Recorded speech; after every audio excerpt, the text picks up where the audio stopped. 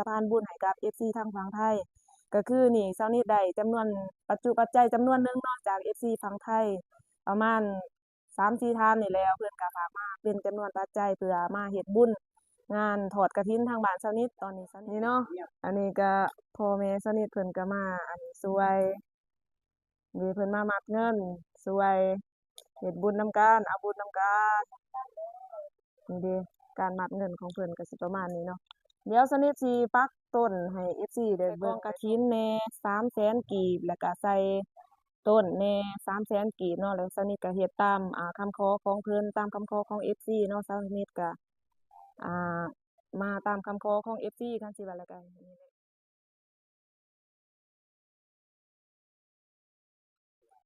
กราบสบายดี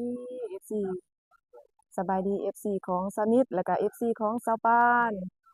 เบิดสุขุสุคนเนาะบ่ว่าสิเป็น FC ทางฝั่งไทยฝั่งลาวหรือเมืองนอกเช่นเก่าเช่นเคยเนาะมื้อนี้สาวนิทกับสาวปานก็มากะเกียมเนาะกะเกียมเฮ็ดต้นเพื่อไปถวายทางวัดเนาะก็คือทางบ้านสาวนิทหั้นมีงานอยู่วัดเนาะก็คืองานทอดกฐินเนาะ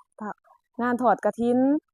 ก็บ่ฮู้ว่าทางฝั่งไทยหรือทางเมืองนอกมีหรือบ่เนาะงานแบบนี้แต่ว่าทางฝั่งไทยน่าจะมีเนาะแต่สาวนิทบ่ฮู้ว่าทางเมืองนอกหั้นมีหรือบ่เดี๋ยวสาวนิทสิพา FC เบิดสุขุสุคนเนาะมาเบิ่งต้นกฐินของเราตอนนี้เราก็กะเกียมด้วยอุปกรณ์อืมอันนี้เป็นต้นกฐินเนาะ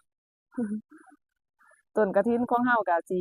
ประมาณนี้เด้อ FC ตอนนี้เราก็กำลังกะเกียมแล้วก็สิมีเงินเนาะสิมีเงินหอยใส่แหน่แล้วก็สำคัญแม่นสนิทเนาะก็เฮ็ดตามคำขอของ FC แล้วก็ซึ่งว่าสนิทก็ได้เกียรติมาเป็นสะพานบุญอีกสำว่าเนาะมาเป็นสะพานบุญให้กับ FC ทางฝั่งไทยก็คือนี่สนิทได้จำนวนปัจจัยจำนวนหนึงเนาะจาก FC ฝั่งไทยประมาณ3-4ท่านนี่แหล้วเพิ่นก็ฝากมาเป็นจำนวนปัจจัยเพื่อมาเฮ็ดบุญงานทอดกฐินทางบ้านสาวนิทตอนนี้สาวนิทก็กำลังสิกะเกียมเฮ็ดต้นเนาะเพื่อไปถวายทางวัดเพื่อเป็นสะพานบุญอีก1แห่งเพื่อไปช่วยสร้างศาวัดวาอารามทางบ้านสาวนิทจั่งใดสาวนิทก็กราบขอบบุญขอบคุณที่ทางฝั่งไทยที่ว่าเพิ่นมีน้ำใจเนาะอยากเฮ็ดบุญเฮ็ดกุศลนำทางบ้านสาวนิทนั่นแหละจั่งใดก็กราบขอบบุญขอบคุณเด้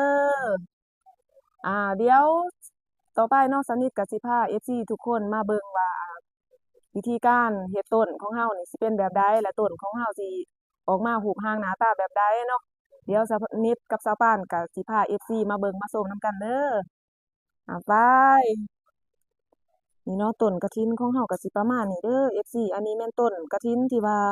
ยังบ่ทันใส่เงินเนาะบ่ทันได้แขวนเงินอืมมื้อนี้สาวนิทกับสาวปานเนาะน้องสาวของสาวนิทก็สิเฮ็ดบุญอีกแล้วทุกคนเอ้ยสิเฮ็ดบุญอีกแล้วเนาะสิเอาบุญมาฝากมาต้อน FC นี่เนาะต้นกฐินที่ว่ายังบ่ทันได้ใส่เงินในนี้ก็สิมีไม้แหน่เนาะสิมีไม้อิหยังแหละเพิ่นเฮ็ดอันนี้นี่สนิทก็บ่ซังสิอธิบายเนาะแล้วอันรูปร่างของเพิ่นหน้าตาของเพิ่นก็สิประมาณนี้เด้อ FC นี่เนาะเพิ่นเอาไม้เคียนแถวอันนี้ก็คือสิงามเนาะคือสิงามอยู่ดอกเดี๋ยวไปเบิ่งผลงานของสนิทกับสะปานเด้อว่าสิเฮ็ดออกมาหน้าตารูปร่างลักษณะแบบใดแล้วก็สิเฮ็ดออกมางามหรือว่าดีส่ำใดเนาะฝากติดตามแหน่เด้ออันนี้ก็เป็นจำนวนเงินที่ว่าสนิทแลกมาเนาะสนิทแลกมาเป็นจำนวนเงิน2,000,000กีบเพื่อสิมาปักเสียบในต้นเนาะก็คือต้นหนึ่งสนิทจะใส่อยู่ต้นละ1,000,000กีบเนาะมาเบิ่งว่าต้นของเราสิเป็นรูปร่างหน้าตาแบบใดเดี๋ยวไปติดตามผลงานของพวกเราเลยอะ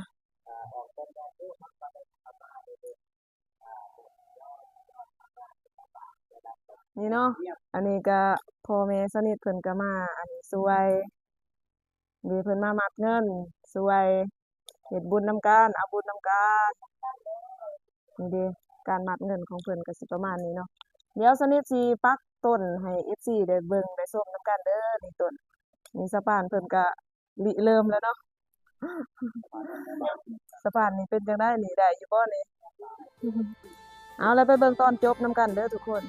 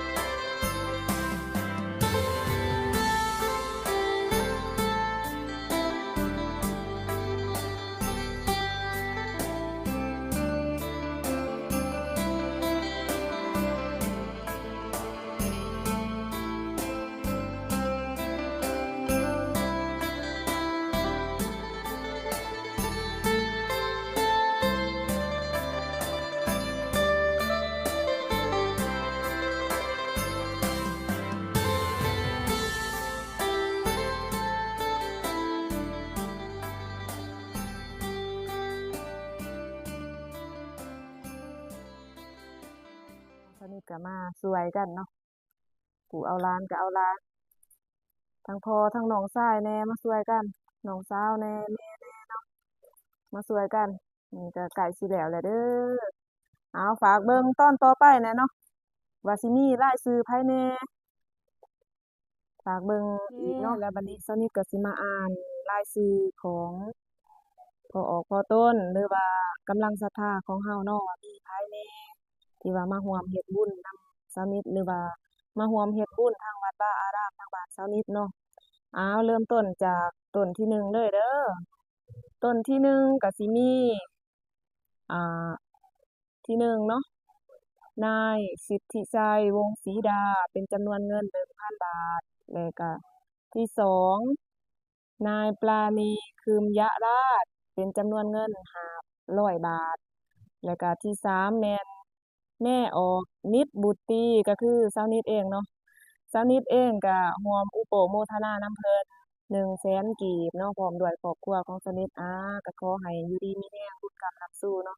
ให้มีแต่ความสุขความเจริญเมื่อหน้าเป็นกัลยาณมิตรเป็นอ่าเพื่อนมนุษย์ที่ดีต่อกันตลอดไปเนาะที่ว่ามาต่อต้นที่สองก็สิมี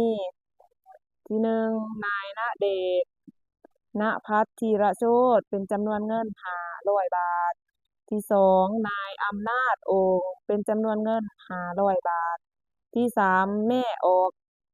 ดำดาวันหรือว่าแม่ออกกี้เนาะกี้ดำดาวันเป็นจำนวนเงิน500บาทเด้อ FC เอ้ยนี่แหละเนาะคันรวมๆแล้วก็คือ2ต้นนี่เป็นจำนวนเงินกีบก็คือ2,000,000กีบเนาะ2ต้นก็คือ2,000,000กีบเพราะว่าต้นละ1,000,000กีบเนาะ2ต้นก็เป็น2,000,000กีบคันว่าตีเป็นเงินไทยก็ประมาณ3,000กว่าๆเนาะแล้วที่ป้ายมันแม่นสำหรับกองกฐินอีกเนาะก็บ่แม่นสิมีแต่ต้นกฐินเด้อแล้วสำหรับกองกฐินก็สิมีอีกอ่านายณเดชน์ ณภัทรธีรโชติเนาะเพิ่นโอนให้เช้านิดเป็นจำนวนปัจจุปัจจัย1,000บาทเนาะแล้วก็เลาว่าให้ใส่กองกฐินความหมายว่าแบ่งครึ่งเนาะแบ่งครึ่งใส่กองกฐินแหน่300,000กีบแล้วก็ใส่ต้นแหน่300,000กีบเนาะแล้วเช้านิดก็เฮ็ดตามคำขอของเพิ่นตามคำขอของ FC เนาะเช้านิดก็อ่ามาตามคำขอของ FC คันสิว่าแล้วก็นี่แหละเฮ็ดให้ FC ได้เบิ่งได้ชมนำกันเด้อสำหรับ FC เนาะ FC ทางฝั่งไทยของเช้านิดผู้ที่ว่าเฮ็ดบุญร่วมกันกับเช้านิดจั่งใดก็เช้านิดก็ขออวยพรไส้เนาะให้เพิ่นอยู่ดีมีแรงความเจ็บอย่าได้ความไข้อย่าพ้อขอให้มีแต่ความสุขความเจริญเมื่อหน้าปรารถนาสิ่งใดก็ขอให้ได้สิ่งนั้นเนาะให้ประสบผลสำเร็จในทุกหน้าที่การงานการเงินและความรักก่อนอื่นหมดเนาะเช้านิดก็อยากขอขอบบุญขอบคุณสำหรับ FC ทางฝั่งไทยเนาะก็มี FC ทางฝั่งไทยก็มีอ่านายสิทธิชัยวงศ์ศรีดาแล้วก็เพิ่นฝากเป็นจำนวนปัจจุปัจจัยอยู่1,000บาทแล้วก็มีนางปราณีพิมยาราชเนาะเพิ่นฝากเป็นจำนวนปัจจุปัจจัย500บาทแล้วก็มีครอบครัวของสาวนิดเนาะสาวนิดท่าส้มนี่แหละก็อ่ามามาเฮ็ดบุญนำกันเนาะก็ร่วมอุปโภคทนานำกันเป็นจำนวนปัจจัย100,000กีบเนาะแล้วก็มีคือนี่เนาะก็มีนายณเดชน์ ณภัทรธีรโชติเป็นจำนวนปัจจุปัจจัย500บาทแล้วก็มีนายอำนาจโองเนาะเพิ่นก็ฝากเป็นจำนวนปัจจุปัจจัย500บาทแล้วก็มีแม่ออกกี้ดำดาวันเนาะเพิ่นก็อ่าเป็นจำนวนปัจจุปัจจัย500บาทคือกันเนาะก็คันสิว่าแหละทั้งพวกเรา6ท่านนี่ก็คือเฮ็ดบุญร่วมกันเลยเนาะทั้งบ่ว่าสิเป็นทาง FC ทางฝั่งไทยหรือว่าทางชาวนิดแล้วก็ครอบครัวของชาวนิดก็อย่างที่เห็นเนาะก็คือมาช่วยกันเฮ็ดต้นแขนหยังนี่แหละทุกคนก็ก็ส่ำว่าร่วมเฮ็ดบุญนำกันเนาะจั่งใดชาวนิดก็กราบขอบบุญขอบคุณ FC ที่มาร่วมเฮ็ดบุญนำกันในครั้งนี้เด้อจั่งใดก็ขอให้ทุกคนเนาะอยู่ดีมีแรงความเจ็บอย่าได้ความไข้อย่าพ้อขอให้มีแต่ความสุขความเจริญมื้อหน้าเนาะขอให้ประสบผลสำเร็จในทุกหน้าที่การงานการเงินและความรักปรารถนาสิ่งใดก็ขอให้ได้สมดังปรารถนาเนาะสาธุ โอเคแล้วสำหรับตอนนี้เนาะเช้านิดกับครอบครัวก็ประดับประดาต้นเสร็จเป็นที่เรียบร้อยแล้วเด้อตอนนี้ก็เนาะมีแต่เช้านิดก็สิไปถวายทางวัดเนาะหรือว่าไปเข็นให้ทางวัดก็บางทีเพิ่นก็สิมีการแห่หั้นนะทุกคนแห่ออกวัดเนาะแห่ถวายอิหยังแล้วก็เช้านิดก็สิไปเก็บภาพบรรยากาศโดยรวมเลยเนาะว่า พิธีการเพิ่นสิเพิ่นเฮ็ดอิหยังแบบใดแล้วเสียงนี้หั้นสิไปเก็บภาพบรรยากาศโดยรวมนำกันเลยจั่งใดก็ฝาก FC ทุกคนเนาะเข้าไปติดตามรับชมภาพบรรยากาศโดยรวมอยู่ที่วัดป่าโนนมีไซเมืองละมั่งแขวงเซกองเนาะเป็นวัดป่าทางบ้านเช้านิดเองเนาะฝาก FC ทุกคนเนาะไปติดตามใน EP ต่อไปเพราะว่าเช้านิดสิไปเก็บภาพบรรยากาศมื้ออื่นเนาะในมื้ออื่นวันที่18เดือนตุลาปี2025เนาะก็คือเพิ่นสิมีการแห่กฐินอิหยังแล้วก็เพิ่นสิมีพิธีการแบบใดเนาะเดี๋ยวสนิทก็สิพา FC เมิดทุกผู้ทุกคนเนาะไปติดตามรับชมภาพบรรยากาศโดยรวมทางวัดนำกันเนาะก็สิมีหลายสิ่งหลายอย่างเนาะเพราะว่าผู้คนก็น่าจะหลายสนิทหั้นอยากพา FC ไปเบิ่งเนาะว่าฮีตของประเพณีหรือว่าทางวัดวาอารามทางบ้านสนิทหั้น สิคือกันกับทา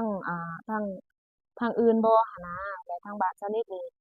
เพิ่นสิเฮ็ดแบบใดสิมีพิธีการอิหยังแบบใดเนาะเดี๋ยวสนิทก็สิพา FC ทุกคนไปเบิ่งไปชมบรรยากาศนำกันเด้อและฝากติดตามอีกใน EP ต่อไปเนาะแล้วสำหรับคลิปนี้สนิทก็สิได้ขอตัวจบไปเพียงเท่านี้เนาะหวังว่าคลิปนี้สิมีประโยชน์และก็มีสาระต่อ FC เบิดซุผู้ซุคนแล้วพบกันใหม่ใน EP ต่อไปเด้อ